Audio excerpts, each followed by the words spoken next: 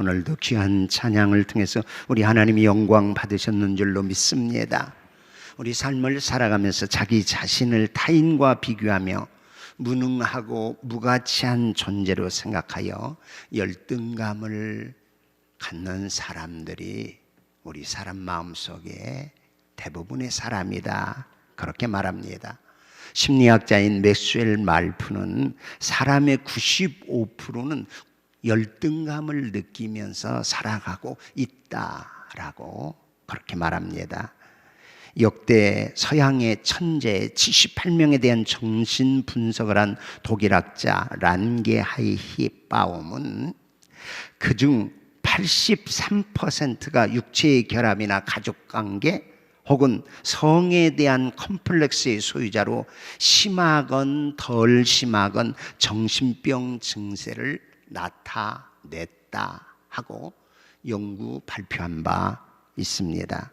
소크라테스, 시저, 잔다르크, 미켈란젤로, 루터, 파스칼, 그리고 모차르트, 뉴턴, 루소, 베토벤, 괴테, 바이런, 칸트, 나폴레옹, 하이네, 쇼펜하우어, 바그너, 비스마르크, 그리고 도스토옙스키, 니체, 릴케 등을 연구하여 이 사람들 모두가 다 삶 속에 열등의식을 느끼면서 살아갔던 사람들이다 라고 말해요. 여러분, 누구나 다 정도의 차이는 있지만 열등감이 있다 하는 사실이에요. 신문에 보니까 잘생긴 인기 연예인 이병헌 씨도 열등감이 있다고 고백했다 하는 기사를 읽어본 적이 있습니다. 문제는 이 열등감을 어떻게 처리하느냐 하는 거예요. 내 속에 있는 이 열등감을 창조적으로 처리하면서 인생의 새로운 건설적이고 진취적인 삶을 살아갈 것이냐, 아니면 파괴적으로 그 열등감이 자족해서 내 인생에 어려움을 겪고 그리고 아픔 속에서 그렇게 어두운 인생을 살아갈 것이냐 하는 문제예요. 건강한 사람은 현실적이고 적절하며 사회에 통용되는 방식으로 자신의 열등감을 보상하며 자신의 문제를 해결합니다. 육체적인 결합에서 오는 열등감을 오히려 발전적으로 승화시켜서 그 인생이 귀한 인생으로 살아가더라 하는 얘기예요. 괴테나 밀턴 이런 사람들 시력이 나빠지자 오히려 정신적인 연마에 힘을 써 위대한 작품을 쓰게 되었습니다.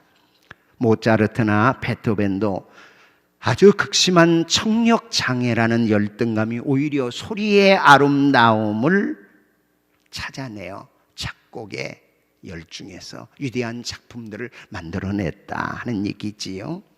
사기를 지은 사마천은 흉노에게 포로가 돼서 패장으로서의 어려움을 당하고 결국은 적장에 의해서 거세를 당하는 큰 아픔, 이것이 열등감이 되었는데, 그런데 그것이 원동력이 되어서 이 사기, 사마천의 역사의 기록이라는 사기를 기록해서 유명한 저서가 되었습니다.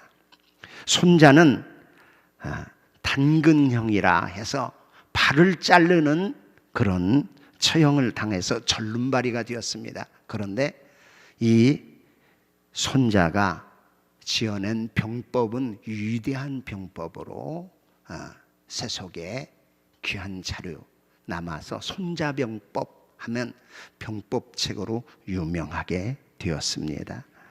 열등감 파괴적으로 처리하면 자기보다 더 약한 사람을 만들어서 결국은 그 약자에게 자기의 불만을 전가시키면서 파괴적인 그런 인생의 폭력자로 변하는가 하면 스스로 보다 형편없이 자기 자신의 인생의 나락으로 떨어지는 그런 사람들이 있더라 하는 얘기예요.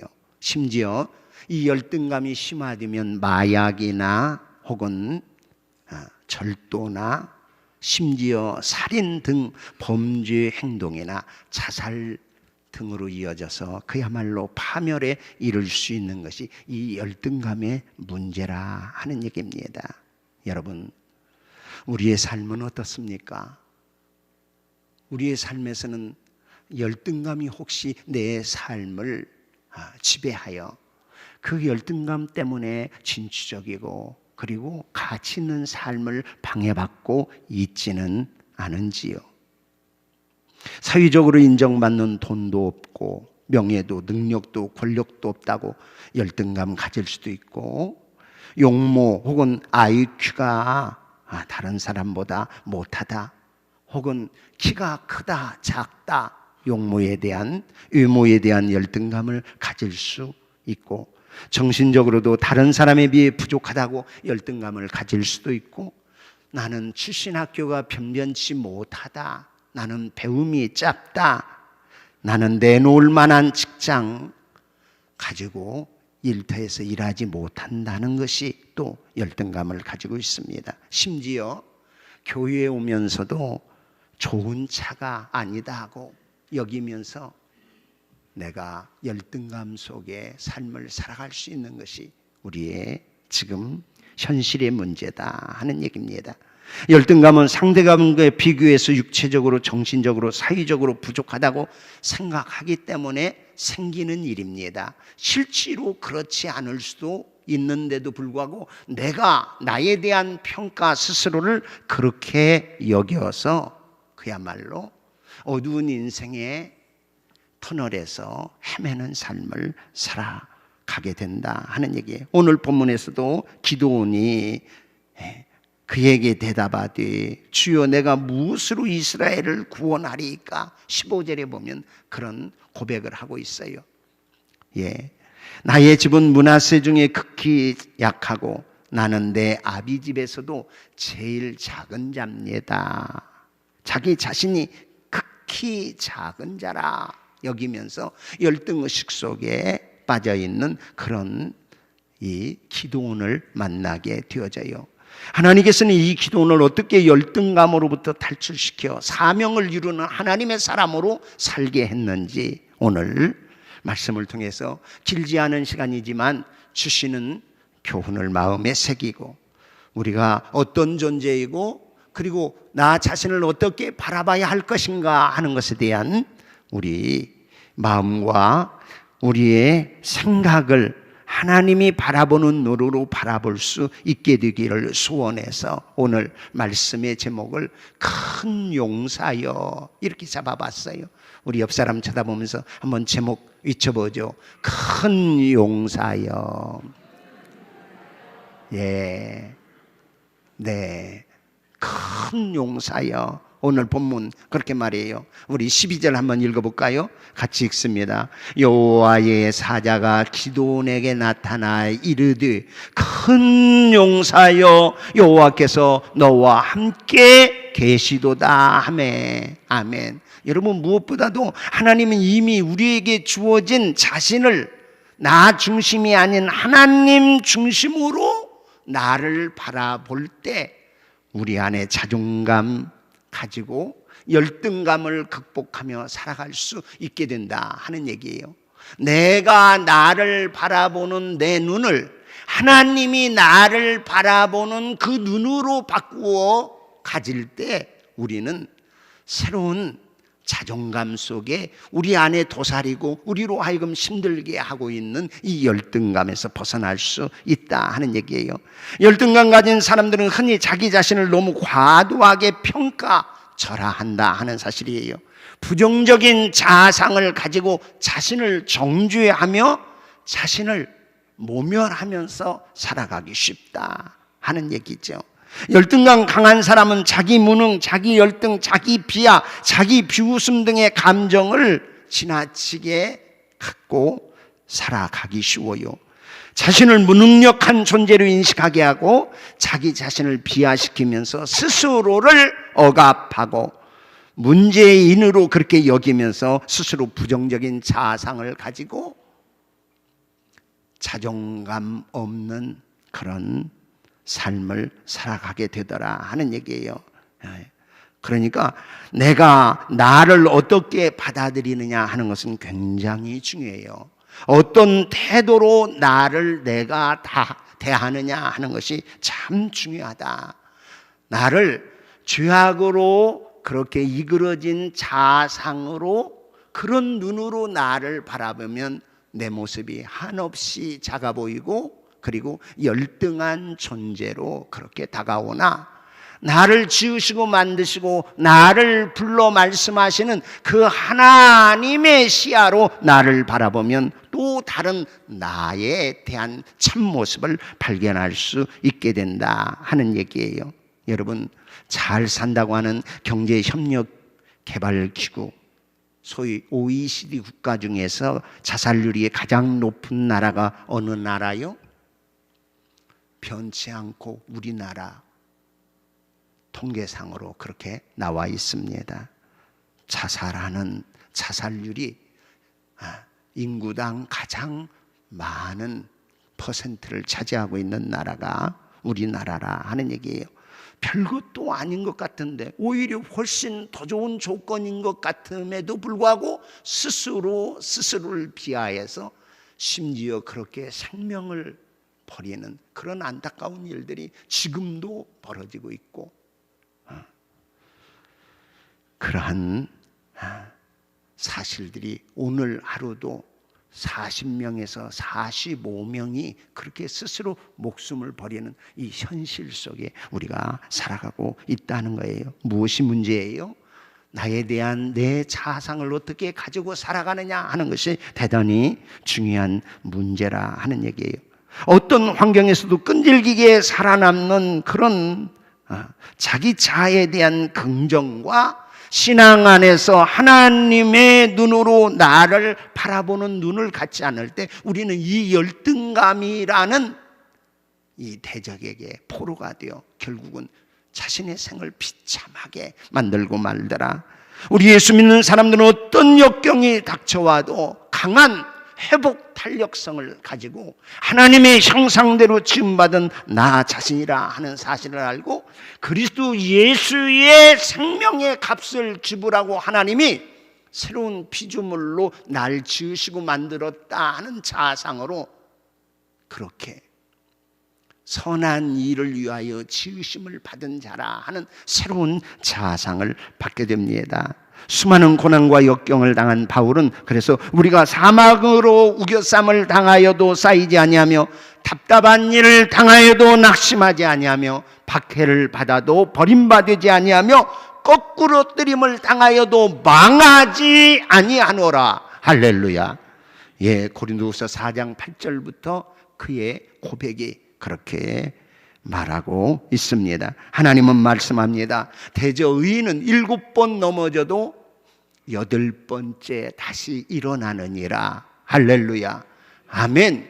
예, 넘어질 수는 있으나 그 넘어지는 것으로 그저 망하고 KO 당하지는 않는다 하는 얘기예요. 다시 일어서는 사람들이라 하는 얘기예요. 어떤 경우에도 하나님을 사랑하는 자, 곧 그 뜻대로 부르심을 입은 자들에게는 이 모든 것이 합력하여 선을 이룬다 하는 이 거룩한 자존감과 배짱을 가지고 살아가는 사람들이 우리 크리스찬들이라 하는 얘기예요.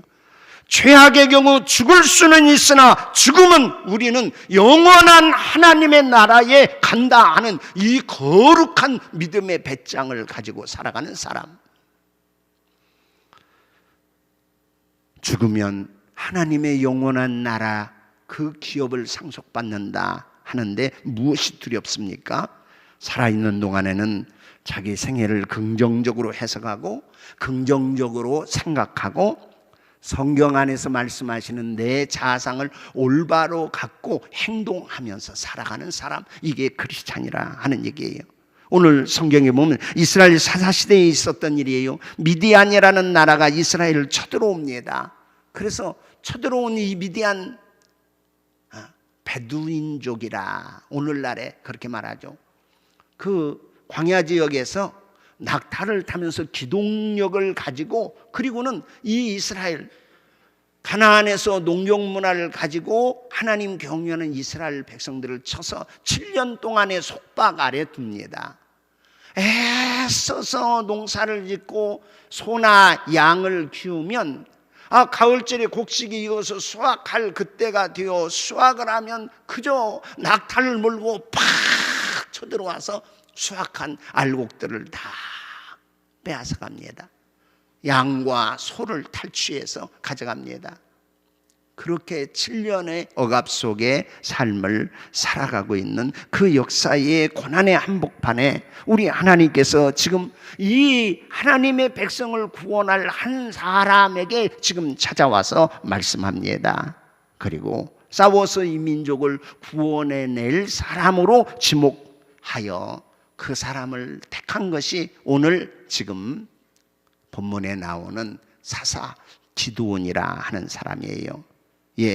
심지어 오늘 성경에 나오는 기드온마저도 자신의 생계를 위하여 타작할 뿐이지 이 미디안의 폭정 속에 우리 민족을 어떻게 구원해내야 하겠다 하는 의식이나 생각을 갖지 못하는 암울한 역사의 한복판에 주님이 지금 이 타작을 하고 있는데 포도즙 틀에서 숨어 타작하고 있는 이 기드온에게 찾아와서 주님이 하시는 말씀이 오늘 지금 본문의 말씀이에요. 우리 11절 12절 한번 같이 읽어보죠. 함께 읽습니다. 여호와의 사자가 누가?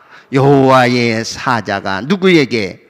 아비에셀 사람 요아스에게 속한 오므라에 이르러 상수리 나무 아래에 앉으니라. 마침 요아스의 아들 기드온이 미디안 사람에게 알리지 아니하리 하여 밀을 포도주 틀에서 타작하더니, 아니 밀보리 벼를 타작할 때는 넓은 광장에서 그저 바람이 쉬 치면서 먼지가 많이 날리니까 그래서 거기서 타작해야 하는데, 원래 포도주 이 즙을 만들 때는 다른 오염물질이 들어가지 아니하도록 밀폐된 그런 곳에서 포도주 수확을 하고 그리고 포도주를 담지요. 그런데 노출되고 드러난 광장에서 이 밀타작을 할 수 없어서 몰래 밀폐되어 있는 지금 포도주 틀 그 속에서 지금 밀타작을 하고 있는 이 기드온에게 나타났다 하는 얘기예요. 나타나서 하시는 말씀이 12절 읽어보죠. 여호와의 사자가 기드온에 나타나 이르되 큰 용사여 여호와께서 너와 함께 계시도다 하매. 할렐루야, 아멘. 성경에서 큰 용사여 그러면 좀 액센트를 넣어서 읽을 필요가 있어요. 큰 용사여 여호와께서 너와 함께 계시도다. 그것보다 큰 용사여 야훼께서 너와 함께 하시도다. 할렐루야. 여호와의 사자가 와서 큰 용사라 이렇게 부르면서 그에게 그야말로 열등의식과 피해의식과 그리고 아무것도 할 수 없어 어떤 의도나 생각 가지고 삶을 살기 어려워 몰래 타작하고 있는 이 기드온에게 나타나서 말씀하고 계시다. 우리 위기 당할 때 어떤 마음과 자세로 삶을 살아가야 할 것인가? 열등의식 속에서 우리가 어떻게 벗어나 하나님의 거룩한 백성으로 승리하며 살아갈 것인가? 첫째, 자기 자신의 열등의식이 아닌 그야말로 하나님이 주신 생각으로 마음의 긍정, 절대 긍정의 마음을 가지고 삶을 살아가야 하겠다. 나 중심이 아닌 하나님 중심의 생각을 가지고 나에 대해서 열등의식 대신 오히려 긍정적인 마음의 자존감을 회복해야 하겠다 하는 얘기예요. 그래서 하나님의 사자가 기드온에게 나타나 부르는 말씀이 큰 용사여 이렇게 말씀하고 있습니다. 나의 집안, 나의 학벌, 나의 능력, 나의 의무는 형편없다고 생각하면서 삶을 살아가는데, 어디 내놓을 것 없다고 생각하고 있는데, 그런데 하나님께서는 아니다, 너는 큰 용사다라고 말씀을 하고 있는 거예요. 그러면서 여호와께서 너와 함께 계신다라고 말씀하니 기드온이 13절에 그에게 대답하되 오 나의 주여 여호와께서 우리와 함께 계시면 어찌하여 이 모든 일이 우리에게 일어났습니까? 여호와께서 우리와 함께 하시면 어찌 미디안이 지금 7년이나 우리 민족을 속박 아래 두고 거두는 것마다 다 빼앗아가고 있습니까? 하고 하나님 앞에 묻고 있는 거예요.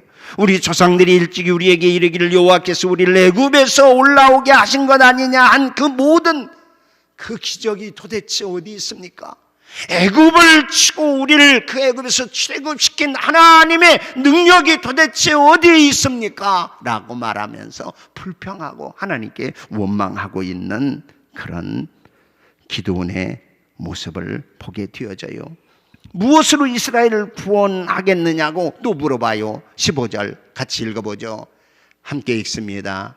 그러나 기드온이 그에게 대답하되 오 주여 내가 무엇으로 이스라엘을 구원하리이까? 보소서 나의 집은 므낫세 중에 극히 약하고 나는 내 아버지 중에 집에서도 가장 작은 자입니다 라고 대답합니다. 예, 나는 우리 므낫세 지파가 12지파 중에도 작고 그리고 그 작은 집 중에 그 아비의 집에서 나는 더 작은 자입니다 라고 자기 자신의 열등의식에서 벗어나지 못하고 있다 하는 얘기예요. 사랑하는 성도 여러분, 여러분은 여러분의 자신에 대해서 어떻게 생각하고 계십니까? 예, 우리 집안이 안 좋아서, 아니 우리의 신분이 그래서 우리가 지금 이 조선시대에 사는 것도 아니고 종으로 태어나면 종이 되는 것도 아니고 우리 아버지가 농사지니까 나도 농사밖에 칠 수 없어, 이런 사회가 지금 아니지 않습니까? 오늘날 그럼에도 불구하고 우리는 우리 스스로에 매여 있어 주어진 의무, 주어진 재능 때문에 자신이 가치 없는 존재라고 그렇게 생각하면서 살아가고 있지는 않습니까? 하나님께서는 큰 용사여 라고 부르면서 말씀하고 있습니다. 오늘 이 시간 인생의 미디안을 만나 무거운 짐으로 힘겨워 자신을 비관하는 성도님들 여기 계십니까? 예, 경제적인 미디안을 만나 동굴에 숨어 형편없는 처지에 낙심하고 계십니까? 질병의 미디안을 만나서 모든 것이 끝났다고 두려움 속에 포로가 되어 절망하고 계십니까? 실패의 미디안에 만나 절망하고 낙심하고 포기하며 일어설 줄 모르고 있습니까? 여러분, 외모의 이 미디안에 짓눌려 사는 여러분은 아닙니까? 오늘 이 시간 우리 주님께서 들려주시는 음성을 들으시기를 주의 이름으로 축복합니다.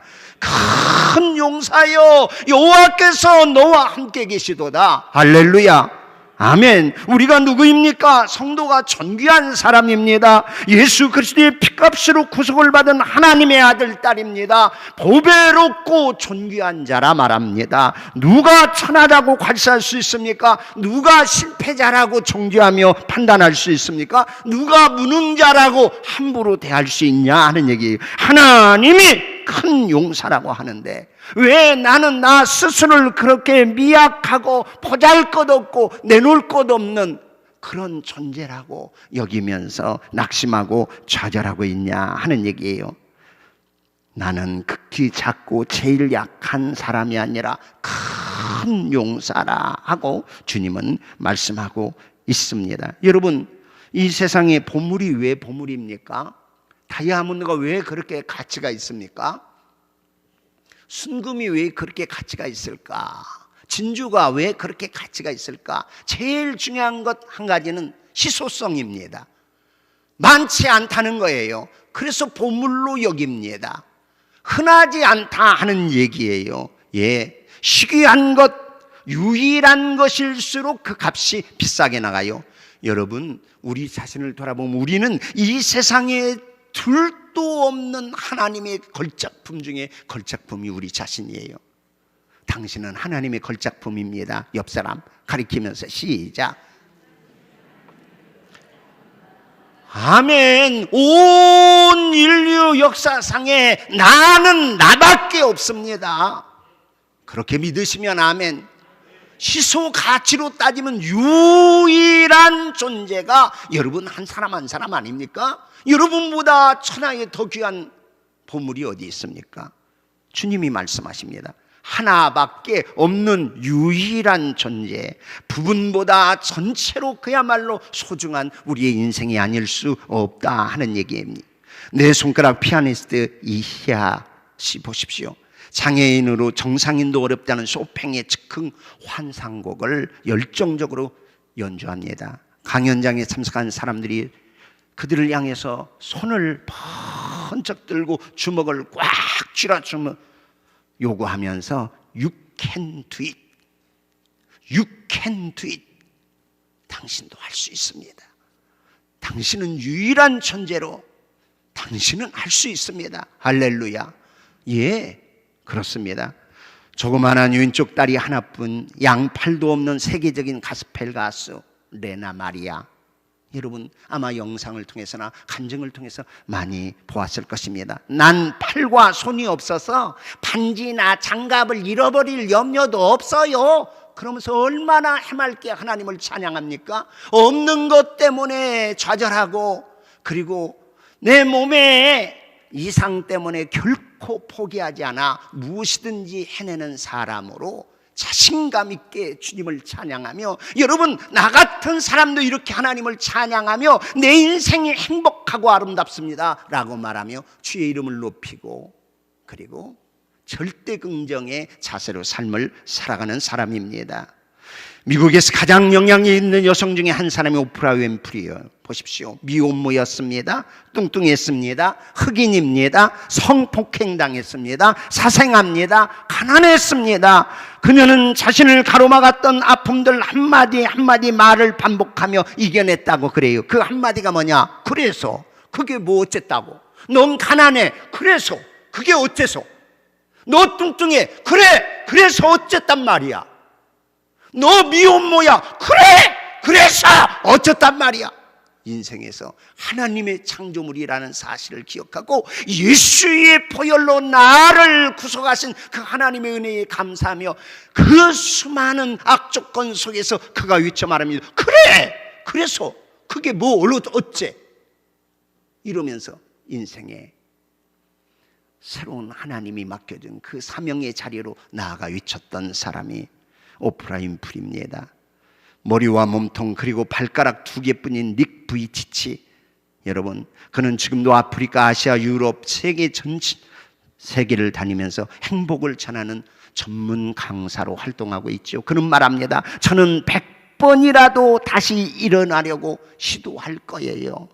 아직도 기적을 믿습니다. 하나님은 세계 위대한 사명을 주셨습니다. 저의 이야기를 통해 사람들이 변화하는 모습을 보면 정말 아름답고 환상적입니다.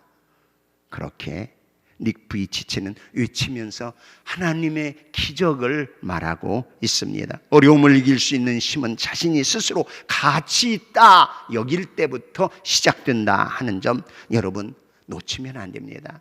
또 하나, 여러분 므낫세 지파, 정말 므낫세 지파가 약한 지파고 그 약한 지파 중에 내 아비 집에서 가장 작은 자라 말하는데 므낫세 지파가 가만히 보면 역사 속에 누구의 아들이에요?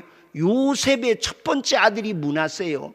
요셉이 너무 번성해서 두 아들 므낫세와 에브라임 두 지파의 분깃으로 이어받아 낳은 지파가 므낫세 지파입니다. 므낫세 지파요? 예, 이스라엘 정복할 때 제일 먼저 앞장서서 이스라엘 가나안 땅 정복하는데 최선봉에 섰고, 그리고 가나안 땅의 요단강 동편에 므낫세 반지파가 차지했고 요단강 서편에 또 므낫세 반지파가 차지할 정도로 수가 많았던 지파가 이 므낫세 지파입니다. 그런데도 내 스스로 나는 아무것도 아니야, 나는 작은 자야, 나는 못하는 자야 라고 여기니까 아무것도 못하고 아무런 자존감 없이 열등의식 속에 빠져 있는 거예요. 아니 요셉 국무총리 집안의 맏아들이 므낫세입니다. 예, 참으로 놀라워요. 사사 중에도 기드온 사사, 입다 사사 같은 정말 걸출한 지도자를 길러낸 출신이 바로 므낫세다 하는 사실이에요. 항상 있는 것 보는 것 아니라 없는 것만 바라보고 불평하고 원망할 수 있어요. 아니요, 지금 존재하는 것 보는 것이 아니라 잃어버린 것만 보면서 낙심할 일 아니라 하는 얘기. 쌍둥이 형제가 시험 봤어요. 예, 문제가 5문제인데 쌍둥이 중에 형은 5문제 중 4문제 맞았어요. 동생은 5문제 중 1문제 맞았어요. 그런데 형은 풀이 죽어서 엄마한테 그렇게 말, 엄마, 나 4개밖에 못 맞췄어. 5문제 중에 4개 맞춘 그 형이, 엄마, 나 4개밖에 못 맞췄어. 동생은 말합니다. 엄마, 나 4개 말고 다 맞았다? 나 4개 말고 다 맞았어? 어떤 삶의 자세를 가지고 대하고 맞이하느냐 하는 얘기예요. 참 우리의 삶에 정말 하나님이 내게 주신 것 잘 살펴보고 하나님이 주신 은혜 앞에 우리 자신의 자존감을 회복하는 일 필요해요. 인재 잘 알아보로 유명한 어느 은행장이 있었어요. 그가 선택하여 중책을 맡기면 그 사람은 틀림없이 뛰어난 실적을 올리더라 하는 얘기예요. 그래서 사람들이 그 비법을 물었습니다. 고객과 상담을 하던 중 계약 내용에 대해서 확인할 일이 생기면 창구 직원을 인터폰으로 부릅니다. 이 은행장이. 이때 직원의 대답이 둘로 나눈다는 거예요. 하나는 손님이 있어서, 은행장님 손님이 있어서 지금은 못 들어가겠습니다, 이렇게 대답하는 그런 직원이 있는가 하면, 예, 은행장님 손님이 계시니 이 일 마치고 내가 들어가겠습니다, 이렇게 대답하는 사람이 있더라 하는 얘기예요. 손님이 있어서 못 들어갑니다 라고 대답하는 사람이 있는가 하면, 예, 손님하고 일 마치면 제가 들어가 뵙겠습니다 라고 말하는 사람이 있다. 채용 요건 중에 제일 첫 번째 중요한 조건으로 하나가 그가 정말 긍정적인 사람인가 하는 것을 유심히 받고, 그런 사람을 채용해서 사원으로 뽑았을 때 틀림없이 그는 이 일을 잘 해내더라 하는 얘기예요. 오늘 기도원 보십시오. 하나님의 부름 앞에 무엇을 하고 있습니까? 나는 이렇게 해서 못하고, 나는 이래서 못하고, 나는 이래서 작은 자고, 이런 존재이기에 나는 아무것도 할 수 없습니다 라고 말해요. 그럼에도 하나님은 큰 용사요, 하나님이 너와 함께 계시도다. 또 거기 보면 이번에는 여호와 하나님이 직접 말한다고 말해요. 우리 16절 읽어보죠. 같이 읽어볼까요? 여호와께서 그에게 이르시되 내가 반드시 너와 함께하리니 네가 미디안 사람 치기를 한 사람 치듯 하리라. 아멘. 누가 반드시 너와 함께? 여호와가 반드시 너와 함께하리라 하고 말씀하고 있습니다. 하나님이 함께하니 그렇게 오느라고 말 못하고 실패자같이 양의 똥을 치우면서 그렇게 보냈던 40년, 그래서 80노인이 됐던 모세도 하나님이 모세를 붙잡고 쓰니 출애굽의 위대한 지도자가 되어 이스라엘 백성들을 홍해 건너 결국은 광야 40년 이끌고 가는 지도자 되었던 것 볼 수 있어요. 우리 하나님이 함께 하시기에 너는 존귀한 존재다, 너는 큰 용사다. 우리 옆 사람 집사님은 큰 용사입니다. 권사님, 장로님은 큰 용사입니다. 시작. 아멘. 권사님은 큰 용사입니다. 아멘. 장로님은 큰 용사입니다. 문제는 사명감으로 하나님이 나를 부르셨다, 나는 하나님의 창조물이다, 나는 그리스도 예수의 생명의 값을 지불하고 산 예수님 짤이다, 너는 큰 용사다. 이 거룩한 믿음의 배짱을 가지고 절대 긍정의 자세로 삶의 어려움과 시련들 넉넉하게 이겨 하나님의 영광과 하나님의 복음을 위하여 선교의 거룩한 발걸음을 내딛는 봄철이 되기를 예수님의 이름으로 축원합니다.